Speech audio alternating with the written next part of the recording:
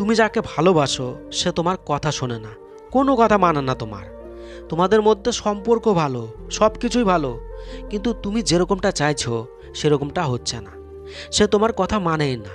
তুমি দেখা করার কথা বলো তো তোমার পার্টনার দেখা করার জন্য রাজি হয় না।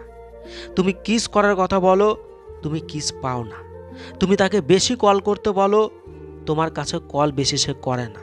মানে তোমার সব কথাতেই সে শুধু না না করে। তাহলে এইরকম একটা মারাত্মক সমস্যাতে এই 4টি সাইকোলজিক্যাল পাওয়ারফুল পয়েন্ট তোমার লাভার্সের ওপর অ্যাপ্লাই করতে হবে। যদি সঠিকভাবে ফলো করতে পারো তাহলে গ্যারান্টি দিচ্ছি সে তোমার ইশারাতে নাচবে। তুমি যা বলবে সে তাই করবে। সে শান্তি পাবে না যতক্ষণ না তোমার কথা মানছে। তো ফলো করো ভিডিওটা। প্রথম point, take the first initiative. আগে তোমার দিক থেকে শুরু করার অধিকার দেখাতে হবে। ধরো তোমার লাভার্সকে তুমি বলছো আই ওয়ান্ট কিস, আমি কিস করতে চাই। তার কাছে তুমি কিস চাইছো আর সে তোমাকে দিচ্ছে না। কেন দিচ্ছে না? হয়তো সে জানে না যে কিস করলে কি হয়, কিস করলে কেমন লাগে, কেমন ফিলিংস জাগে, এটা করার পর কি হবে সে হয়তো জানে না। বা হয়তো সে জানে কি হয়, কিন্তু তোমার সাথে এটা করলে কি হবে, কেমন খুশি পাওয়া যাবে সেটা সে জানে না। এটা যদি সে না জানে তাহলে সে কেমন করে তোমাকে হ্যাঁ বলবে? নাই তো বলবে।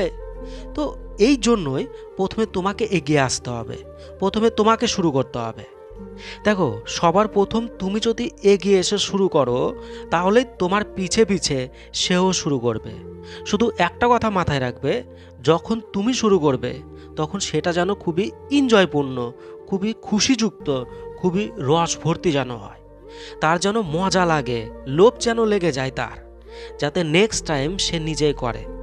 দেখো, যতক্ষণ সে জানবে না যে এটা করার পর কি হয় ততক্ষণ সেটা করার সে ইচ্ছে দেখাবে না। তো এইভাবেই সব ক্ষেত্রেই করতে হবে। সে দেখা করতে চাইছে না, তোমার যে কথাই সে মানছে না, সেটা আগে তুমি তাকে শেখাও, সেটার ফিলিংস আগে তাকে অনুভব করাও, তাহলেই তোমার সব কথা সে মানবে। শুধু তার উপর ভরসা করে থেকো না যে সে করছে না, তুমি আগে করো, তাকে ফিলিংস বোঝাও আগে, তাহলেই সেও করবে, গ্যারান্টি দিলাম। দ্বিতীয় পয়েন্ট, জীবনধারা পরিবর্তন করবে না। দেখো, সে তোমাকে কেন পছন্দ করেছে? তোমার মধ্যে যা যা ছিল সেগুলোতেই তো সে অ্যাট্রাক্ট হয়েছে তোমার প্রতি, সেগুলো তো তার ভালো লেগেছে, মনে ধরেছিল, তাই সে তোমাকে পছন্দ করেছে। তো দেখো, আমরা সেই মানুষটাকে পছন্দ করি যার মধ্যে আমার থেকে ডিফারেন্ট জিনিস থাকে, আলাদা আলাদা থাকে। তার মধ্যে যেটা থাকে সেটা তোমার মধ্যে কিন্তু থাকবে না। তো তোমার যে অভ্যেস, যে হ্যাবিট, যে লাইফস্টাইল, সেটা হয়তো তোমার পার্টনারের নেই, সেই কারণে সে তোমার থেকে অ্যাট্রাক্ট হয়েছে। সে যদি সেম টু সেম তোমার মতো হতো তাহলে তোমার প্রতি সে অ্যাট্রাক্ট হতোই না, কারণ তখন তোমার সব কিছুই তার পরিচিত মনে হতো। তোমারও যা ওরও তাই, তাহলে আকর্ষণটা কোথায় থাকবে? তার মধ্যেও যেটা আছে তোমার মধ্যেও সেটা, তাহলে তোমার প্রতি তার ইন্টারেস্ট কেন হবে? তুমি অবশ্যই কিছু আলাদা, তাই সে তোমার দিকে অ্যাট্রাক্ট হয়েছে।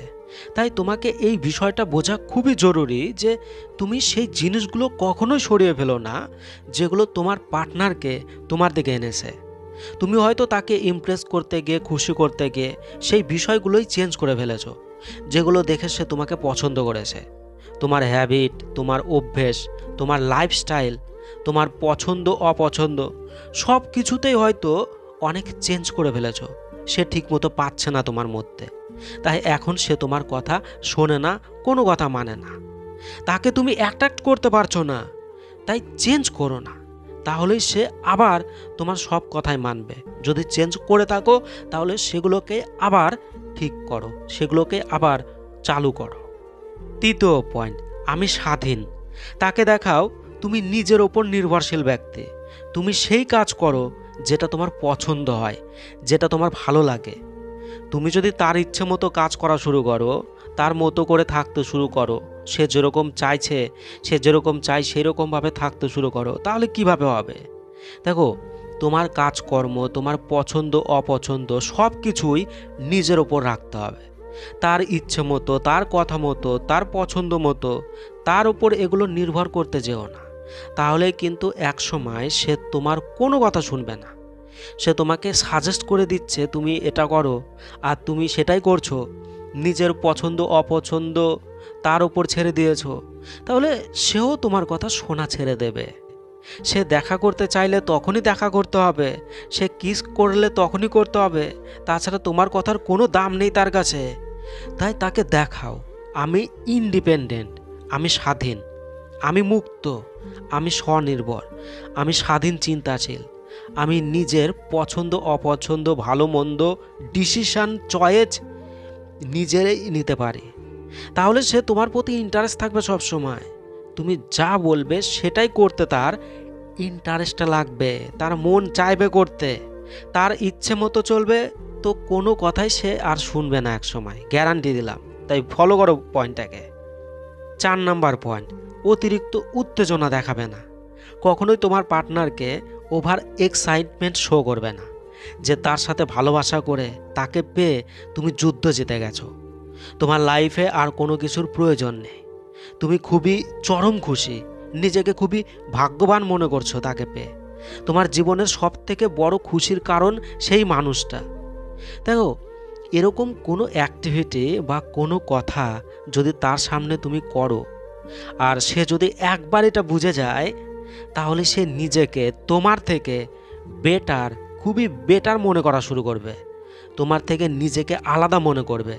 তার মনে হবে তোমার জীবনে যতটাই খুশি আছে, যতটাই রোমান্স আছে, সবই তার কারণে, তার দান, সব কিছুই তার জন্য পাচ্ছ। তাই তোমার কথা সে শুনবেই না, সে যেটা বলবে তোমাকে সেটা করতে হবে, সে যখন চাইবে তখন হবে, তোমার কোনো কথা তার কাছে চলবে না।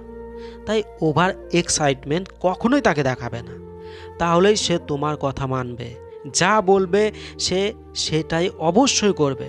তার ইন্টারেস্ট লাগবে তোমার কথা মানতে, তখন তার ভালো লাগবে, তার মন চাইবে তখন তোমার কথা শুনতে, তোমার কাজটা করতে, তোমার কথা মতো চলতে। তো প্রত্যেকটা পয়েন্টকে যদি তুমি সঠিকভাবে ফলো করে তোমার ভালোবাসাকে এগিয়ে নিয়ে যেতে পারো, তোমার পার্টনারের ওপর যদি অ্যাপ্লাই করতে পারো, তাহলে গ্যারান্টি দিচ্ছি তুমি যেই রকমটা চাইবে সেই রকমটাই সে করবে, তোমার ইশারাতে সে নাচবে নাচবে। তো অবশ্যই 4টি পয়েন্টকে তোমরা ফলো করো আর 100% রেজাল্ট পাও। ভালো থেকো, বাই।